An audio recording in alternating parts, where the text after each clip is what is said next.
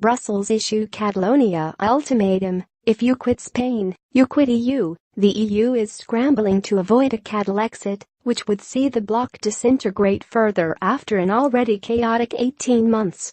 More than 2 million Catalan voters braved police brutality, which left 800 injured, to choose independence for Catalonia in Sunday's disputed referendum, according to Catalan authorities. But the EU, as well as Spain's central government, has condemned the vote as illegal and unconstitutional, and are refusing to acknowledge the result. In a last-ditch attempt to bring Catalonia back under control, European Union officials have warned quitting Spain would also mean quitting the bloc.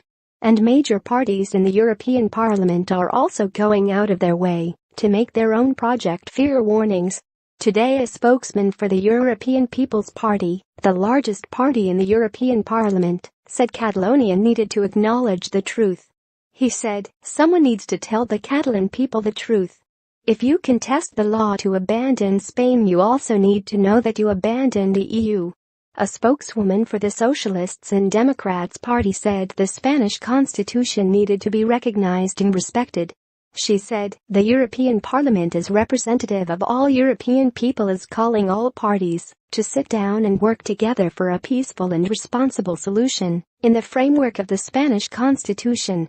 It is just the latest warning issued by Europhiles in a bid to first block and then ignore the referendum. Last week the vote was slated by the Council of Europe, CO, an organization which promotes human rights, European culture and law, and democracy across the continent. It is a separate body to the EU.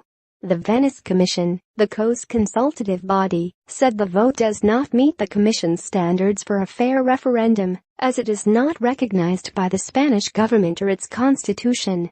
The Venice Commission's Secretary General Thomas Marker did make the point of referencing the 2014 Scottish referendum, highlighting it as an example of a fair, legally approved vote as it gained the support of the UK government.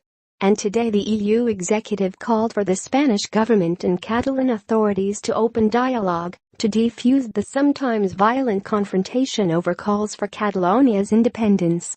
European Commission's first Vice President Frans Timmermans said, "It's time to talk." But he warned, "The constitutions of all our member states must be respected."